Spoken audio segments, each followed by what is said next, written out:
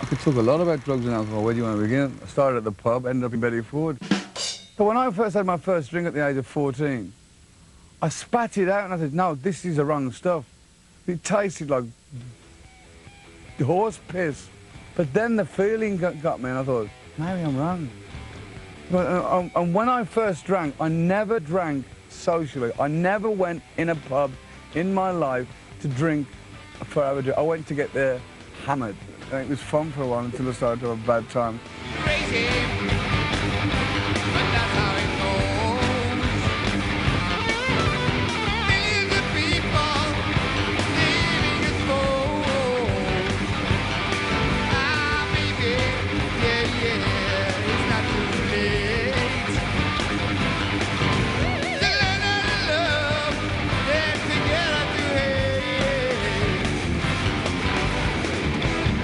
When the breakup of Black Sabbath happened in 1979, I just thought, this is it, it's all over, I'm going to go and just lock myself away, and it's the end of it for me. And then one day, Sharon came round and she said, you know what? She said, if you clean your act up, I want to manage you. And I thought she was joking. And from that moment on, I knew I had to have, I was already married to someone else, but I just fell in love. So we got married. We got married. I never made the wedding night. I got absolutely hammered. Passed out outside the bridal suite on the floor. And I said, is this your husband? And we never even made love the first night we got married. I mean, that's how much of an alcoholic I had. 7 bottles of Hennessy cognac in my wedding cake, and nobody would eat the cake. I was getting breathalyzed throwing cake.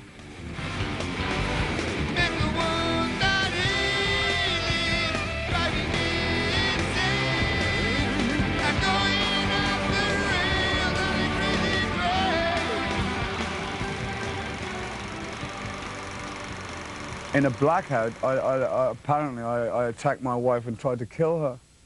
When I woke up in a jail, I had no idea how I got there. And I says, do you realise why you're here? And I says, absolutely no. I don't even know where I am. They says, you're in Amersham jail.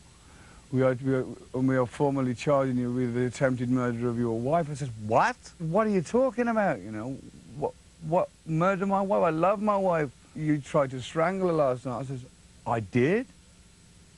You know, and that's really scary. But the way they got me to go to the Betty Ford clinic was, it was a kind of a con, because my wife told me that she's found this clinic where they teach me to drink like a gentleman.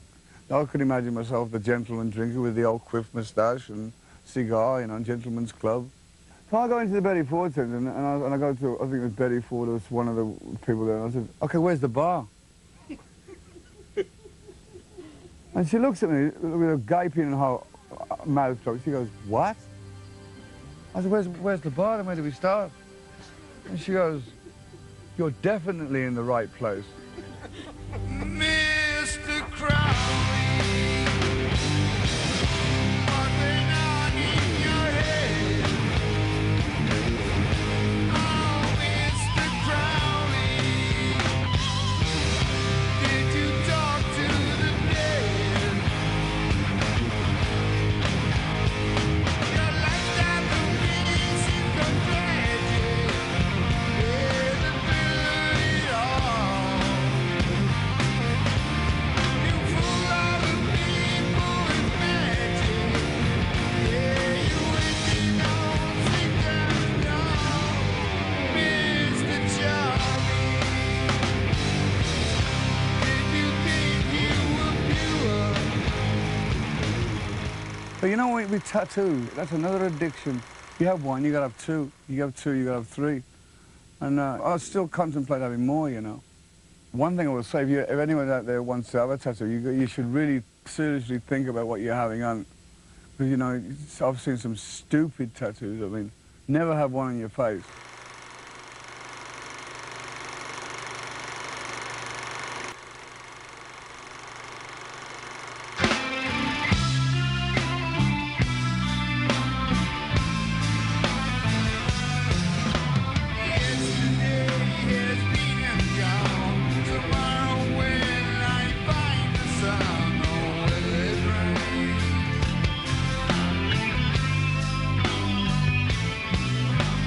If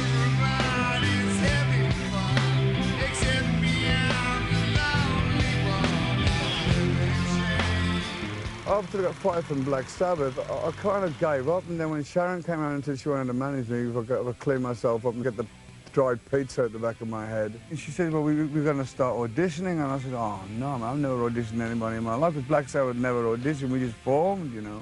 Somebody said to me, I found this guitar player, a guy by the name of Randy Rhoads. Well, I was 3 sheets to the wind, I was out of my mind. I'm like passing out in the studio. You just stay awake for 10 minutes.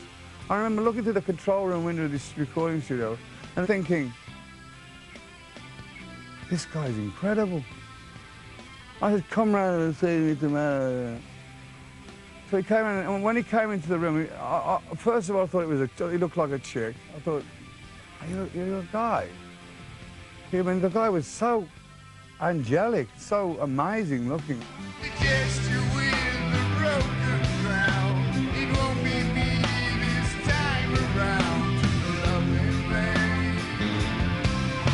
But what happened with Randy and myself, I mean, I don't play an instrument, so I just go by my head and I hum or I whistle or I one finger on the piano or whatever. And for instance, I get the melody and I'm going, da da da da da da da da da da, and he'd go, maybe you'd be better singing it in this key, because the key you're singing it, the range is a bit out. And he would work my range out for me, you know. Immediately it started to take off. And then Randy got killed.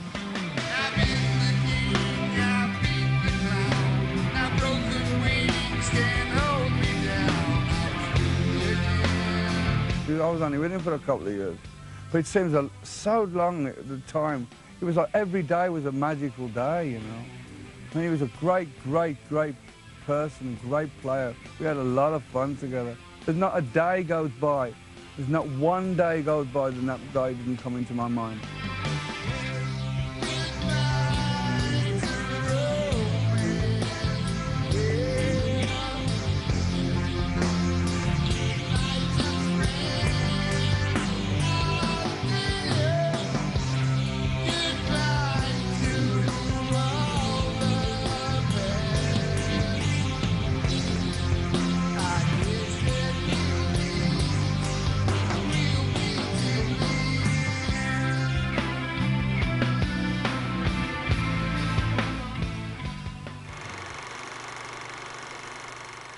'To have made it with Black Sabbath and to have made it bigger on my solo career, I mean, that was a double whammy. I mean, that's when it gets scary, because you think it can't last, it can't go on like this, you know. I mean, I'm 50 years of age, I've been doing this for 30 years, and I'm still in demand. That's an incredible feeling. I'm proud of my wife and my children more than anything that I've ever done, because without my wife and children, I wouldn't have done what I've done in my well, that's not true, because I had success before.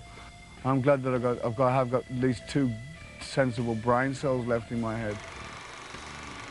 And that was another one of my wife's brainstorms. A couple of years ago, I said, I'm fed up of just doing tours. I said, you know, can't we do something more exciting? She said, why don't we do an Ozfest?